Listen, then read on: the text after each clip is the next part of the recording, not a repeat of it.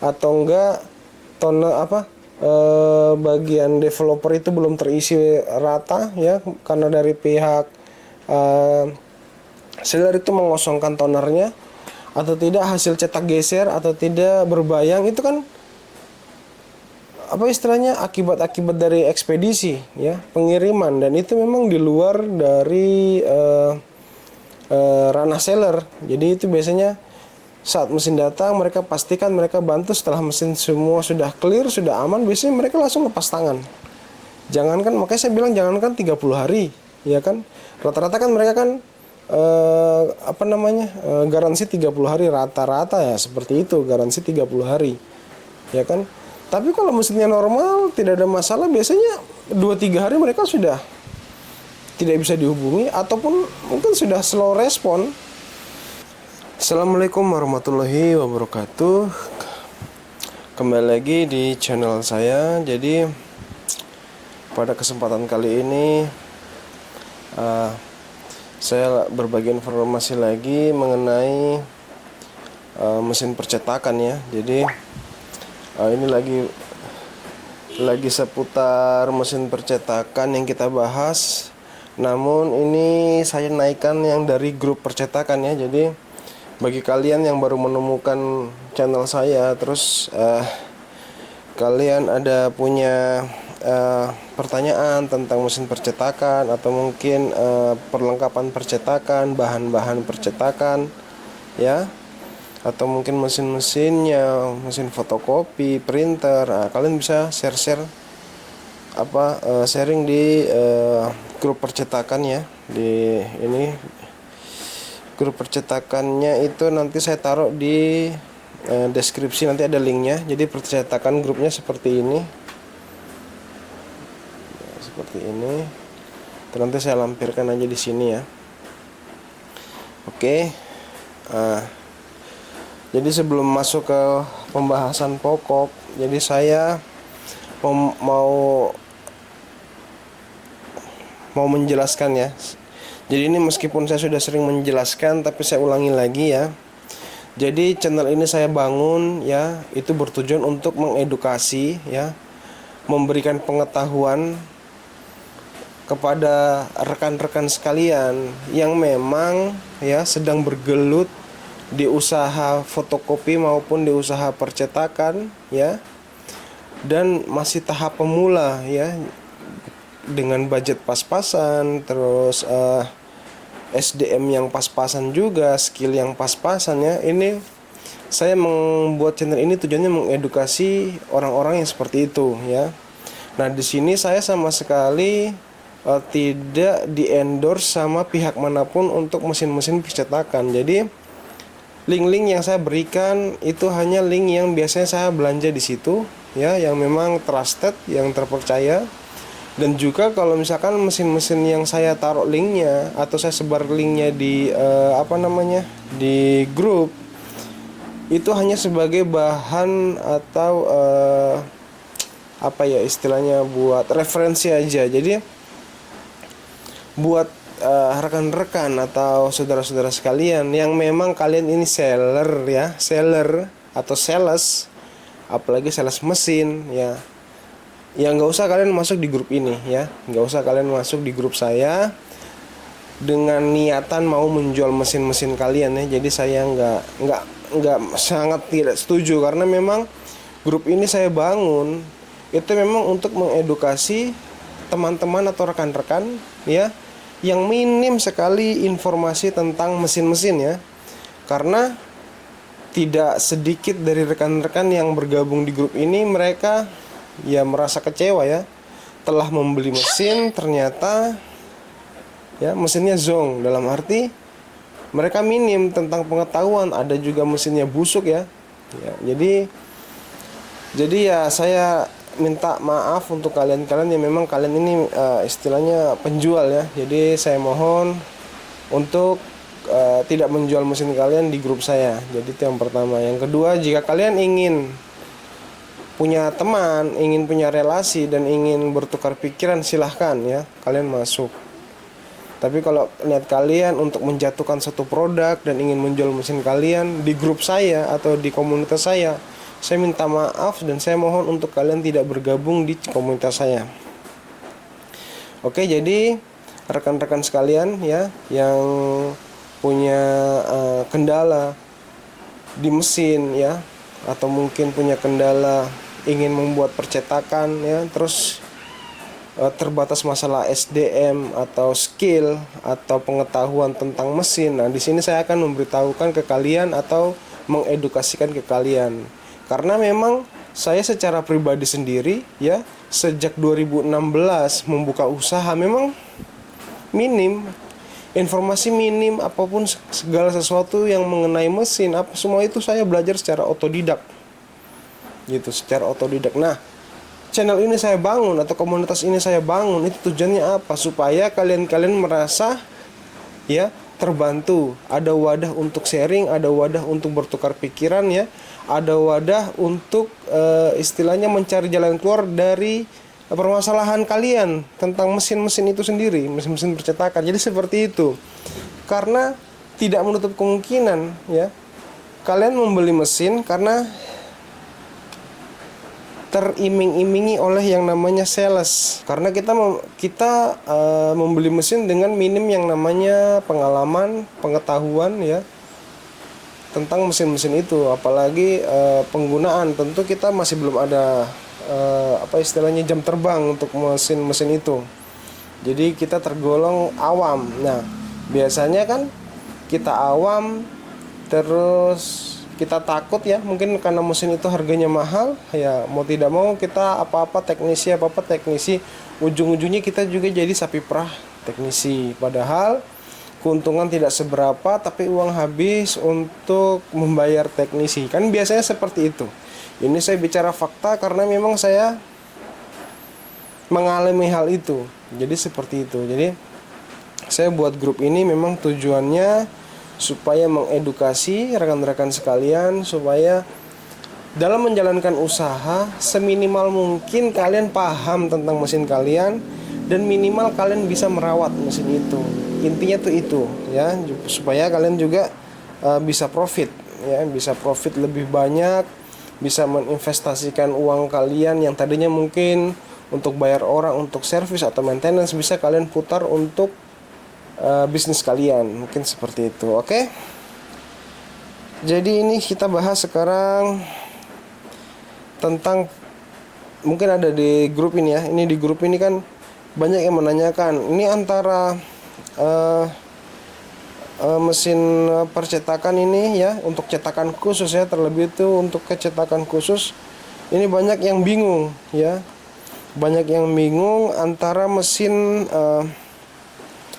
seri CP sama seri M ya, seri CP sama seri M. Jadi saya mau membahas perbandingan antara kedua mesin itu. Jadi menurut pengetahuan saya, kalau seri M itu kayak macam M551, M552, M553, M750.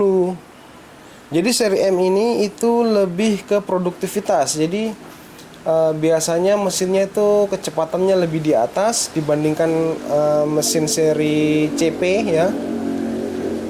Terus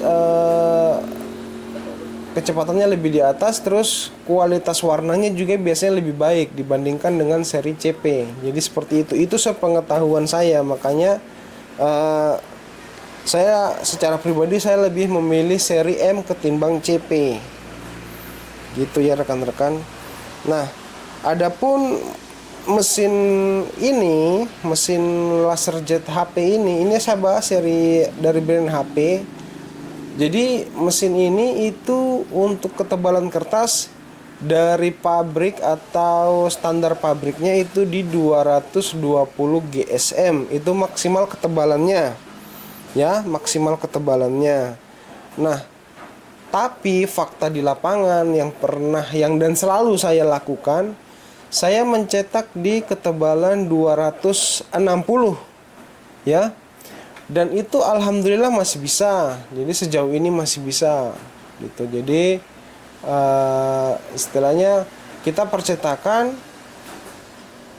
kebutuhan di kertas 260 GSM sama printer seri CP maupun M itu bisa mencetak di 260 GSM. Jadi seperti itu rekan-rekan. Nah, terus ini lagi yang ada dibahas lagi untuk inkjet dan laser ya. Jadi gini rekan-rekan, ini pembahasan tentang perbedaan mesin laser dan inkjet ya. Jadi itu mempunyai teknologi sendiri-sendiri ya, keuntungan tersendiri dan kekurangannya tersendiri. Jadi nggak bisa. Jadi kita istilahnya head to head antara inkjet dan laser itu sama sekali bukan pilihan yang pas, atau dalam arti bukan porsi yang pas untuk disanding-sandingkan ya.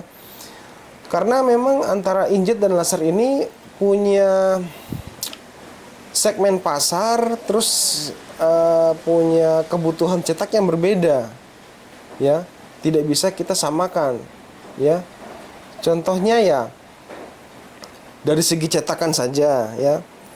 Jadi laser jet ketimbang inkjet, itu laser jet kalau dari segi cetakan dia semua media cetak bisa dicetak, dari kertas yang permukaan kasar sampai permukaan mengkilap dia bisa mencetak tanpa ada coating sedikit pun ya, tanpa ada namanya coating. Nah, tentu itu merupakan suatu kelebihan dari, atau salah satu kelebihan dari laser. Jadi seperti itu. Nah, adapun salah satu kekurangan dari laser itu cost-nya tinggi. Kenapa cost-nya tinggi? Karena memang laser ini teknologinya mahal ketimbang dengan inkjet. Nah, jadi sasaran laser itu kebanyakan itu kantor menengah atas ya, ingat ya. Kantor menengah atas dalam arti kantor tersebut yang mempunyai kebutuhan cetak menengah ke atas. Jadi sudah banyak ya. Mungkin satu bulan bisa menghasilkan 10.000 lembar mungkin. Itu bisa mengcover kebutuhan kantor tersebut. Ataupun segmen usaha, bisnis skala menengah ke atas, itu bisa. Jadi gitu rekan-rekan. Jadi segmennya itu berbeda kalau ketimbang sama inkjet. Ya, kalau inkjet ini saya membahas tentang inkjet yang istilahnya tinta dye ya, atau mungkin tinta bawaan sekarang mungkin pigmennya. Nah, untuk tinta pigmen ya, kalau saya kelas inkjet itu mereka lebih mensasar yang namanya ekonomis.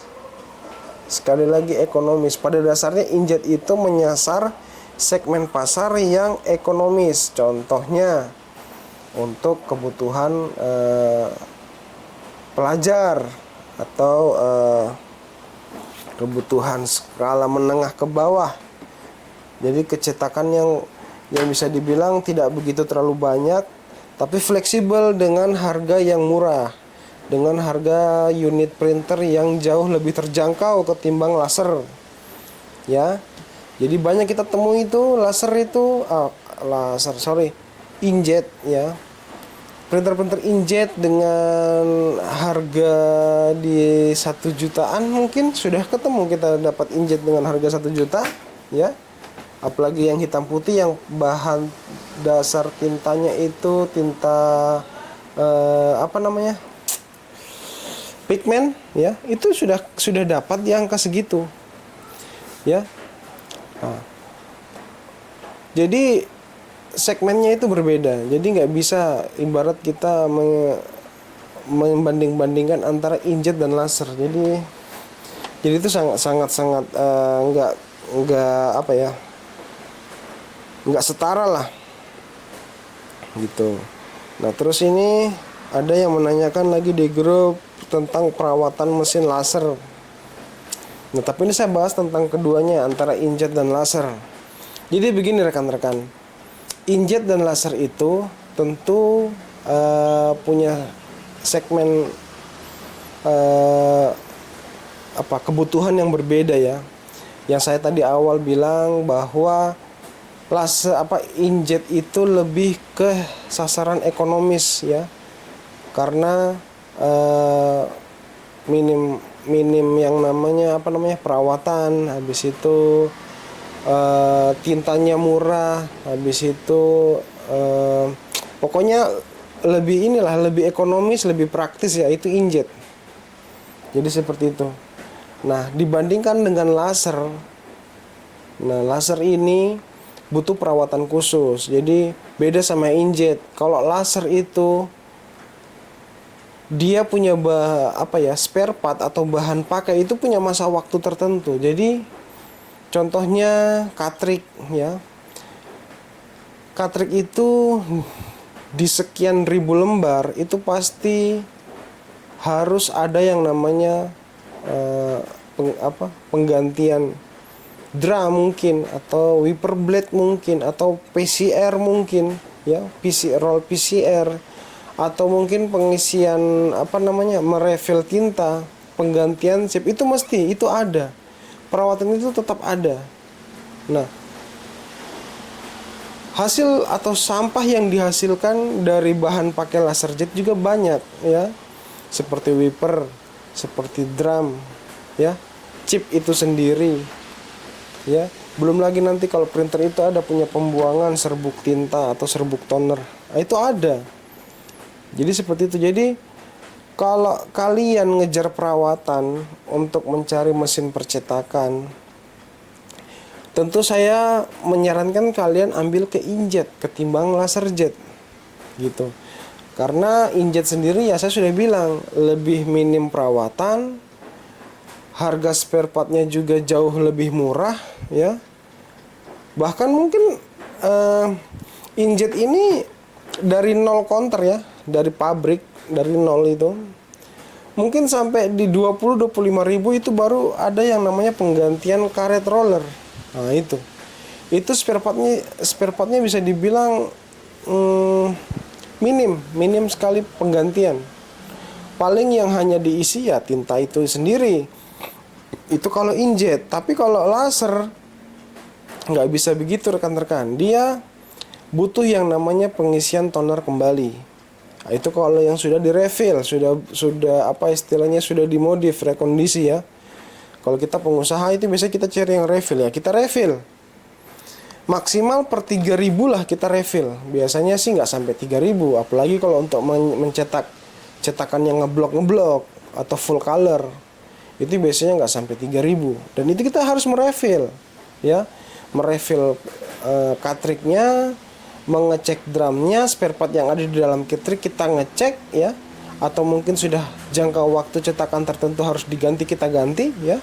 Contohnya chipnya juga itu sekali pakai harus diganti gitu. Jadi otomatis setelah melaksanakan servis rutin ya, berupa penggantian ataupun pengisian tinta ya, otomatis punya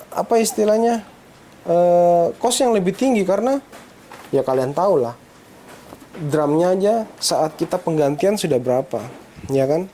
Belum lagi cleaning blade-nya, belum lagi PCR-nya kalau memang PCR-nya sudah kalah. Itu sudah tentu sudah biaya keluar ya. Belum lagi chipnya ya. Chipnya itu bervariasi, ada yang 6.000 sampai 15.000. Itu sudah pasti itu satu warna. Kalau kita ganti 4 warna tinggal kalikan 4. CMYK. Jadi kita mesti kalikan itu. Nah, disitulah salah satu kekurangannya laser jet, yaitu perawatannya tidak semurah inkjet. Jadi perawatan laser jet itu memang mahal ya. Itu. Jadi ya kalian mikir sendirilah ya kan. Nah, tapi kalau kita memikirkan sesuatu dengan kekurangannya ya kita nggak bisa lihat kelebihannya dia di mana ya kan. Makanya di balik kekurangannya itu ada sesuatu yang memang laser jet ini sangat diidam-idamkan sama percetakan yang menengah ke atas. Gitu, meskipun perawatannya rumit, harga mesinnya mahal ya kan. Kalau baru kan harga mesin mahal.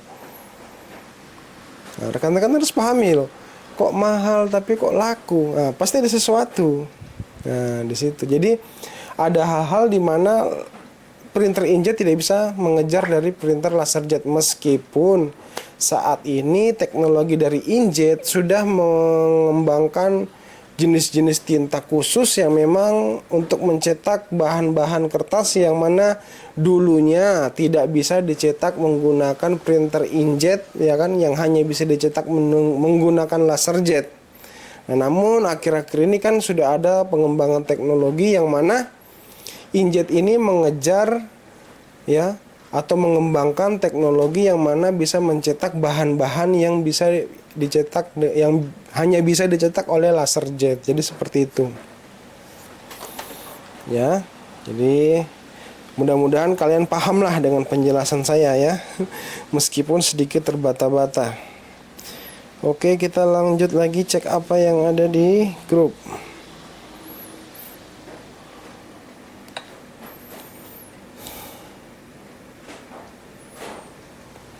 Nah, ini ada membahas tentang printer piquet ya.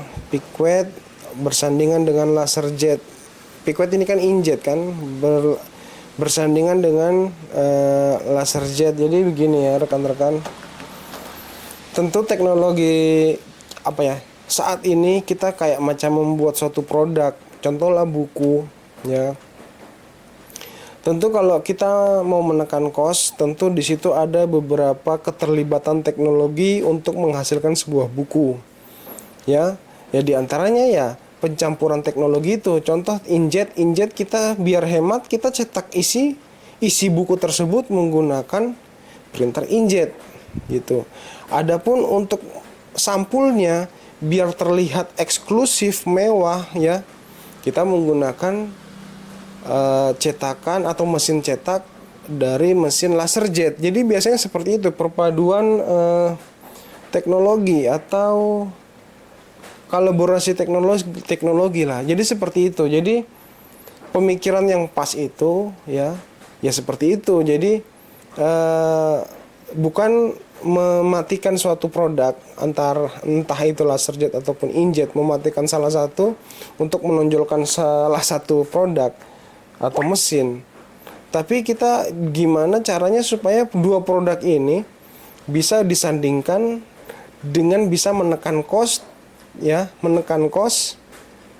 tapi dengan hasil yang mewah. Jadi ya itu caranya tadi saya jabarkan ke kalian. Jadi seperti itu, dan itu saya biasa lakukan. Jadi kalau saya mencetak sebuah buku atau menerima pesanan buku soft cover ya. Nah itu seperti itu. Jadi isi saya cetak menggunakan inkjet, adapun cover saya gunakan laserjet. Jadi seperti itu. Ya rekan-rekan mungkin paham ya di situ ya.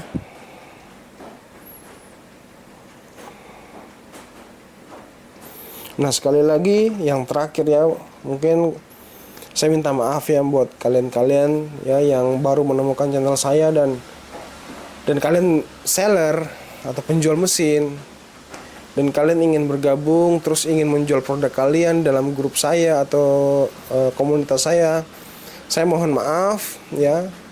Jadi grup saya ini netral ya. Saya ini netral, saya tidak memihak sama pihak 1, 2 atau pihak manapun. Tidak, jadi saya ini netral. Saya ingin mengedukasi rekan-rekan atau teman-teman yang lagi kekurangan informasi ya tentang mesin yang mereka beli ataupun mesin yang ingin mereka beli. Jadi seperti itu. Jadi biasanya kan saya juga mengalami membeli mesin tahu-tahu putus 1 bulan kemudian seller sudah nggak respon. Jangankan 1 bulan rekan-rekan, mesin baru tiba kita kasih penilaian ya, kita ngecek nih seret ada trouble. Biasanya kan kalau pengiriman kan mesin itu warnanya hilang. Biasanya gitu. Kalau hitam putih hilang karena toner tumpah ya, atau enggak toner bagian developer itu belum terisi rata ya, karena dari pihak seller itu mengosongkan tonernya, atau tidak hasil cetak geser atau tidak berbayang. Itu kan istilahnya akibat dari ekspedisi ya, pengiriman, dan itu memang di luar dari ranah seller. Jadi itu biasanya saat mesin datang mereka pastikan mereka bantu, setelah mesin semua sudah clear, sudah aman, biasanya mereka langsung lepas tangan. Jangankan, makanya saya bilang jangankan 30 hari, ya kan? Rata-rata kan mereka kan garansi 30 hari rata-rata ya, seperti itu, garansi 30 hari. Ya kan? Tapi kalau mesinnya normal, tidak ada masalah, biasanya 2-3 hari mereka sudah tidak bisa dihubungi ataupun mungkin sudah slow respon.